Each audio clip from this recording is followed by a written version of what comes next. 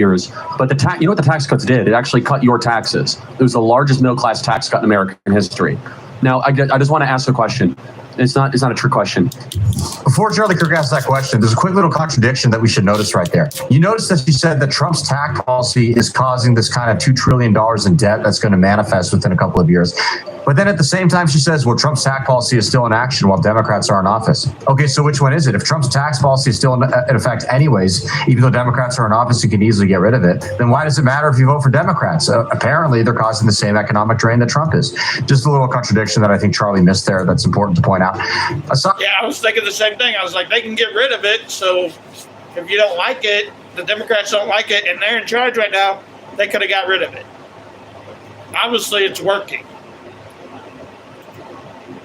From that, she's talking about how the policies are really similar. Well, yeah, that's because Kamala Harris very famously or infamously steals Trump's policies.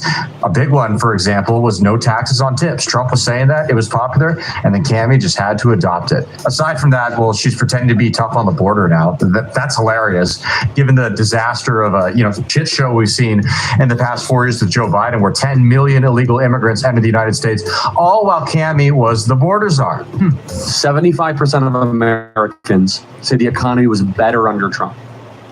Were we not under Obama's tax policy? And plus the pandemic, that's not really normal. So of course the economy is going. Well, hold on. You got to stop with this like Obama, Trump. You have to take ownership of your administration. So Trump will take ownership. He had the lowest unemployment, wages were going up, no inflation, housing boom. Why is that? He kept energy prices low, cut tax for middle class families, got rid of stupid regulation, and we saw an economic renaissance. American people remember how good that economy was, guys? It was amazing. And we don't have that now. So would you say he's a good businessman? Yeah, I mean, he's a multi-billionaire. What about his multiple businesses that have went into bankruptcy? Yeah, I mean, look, you're going to fail sometimes when you do businesses. But 10 times? Yeah, maybe. I mean, he's 78 years old. I mean, how many billions have you made?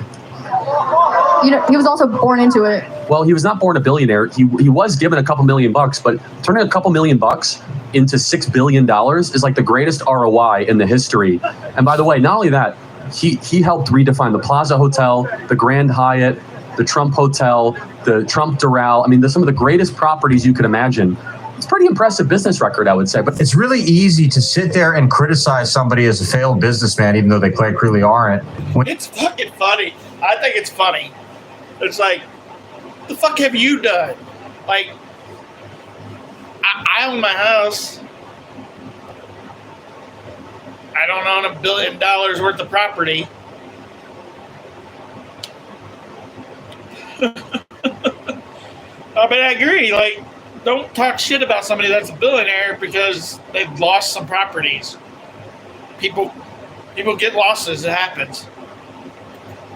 When you have no experience yourself and don't know what it's like. Take a look at Elon Musk. You'll often hear leftists dunking on him, saying that he came from this privileged upbringing. Now it was so easy for him, blah, blah, blah. Well, you know what? Okay, you can argue that, but guess what? He took a small amount of money and turned it into more money than you could ever imagine. So that is an accomplishment. Doesn't matter whether somebody started with $1, $10, $1 million. If they build a multi-billion-dollar empire, there is something to be said for that, and it's impressive. But that doesn't matter. Was he a good president? Of course he was. Okay, so another thing that also is kind of like skewing my vote. So everyone keeps telling me, oh my God, like everything he's saying is being taken out of context. He doesn't really mean it. Okay, so he didn't mean it when he said that he wants generals like Hitler had. He never said that. Did he not? He did not. Been completely debunked, and 3 people around him said that is a complete fabrication. Definitely. Let me ask you a question. What do you want to do with your life?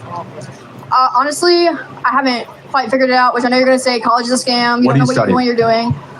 Clinical laboratory science and psychology with a minor in criminal justice. So you want to be able to own a home? Of course. Yeah, I mean, under Kamala, it requires $135,000 a year to own a home. Under Trump, it was $75,000 a year. Interesting. I kind of just don't. You care about ending war? Yeah, war's bad. Did he like actually end war? Yeah, it was the first president in 32 years for no new wars for 4 years. Interesting. New war under Obama, new war under Bush, new war under Clinton, new war under Biden. No new wars under Donald Trump 4 years. Right.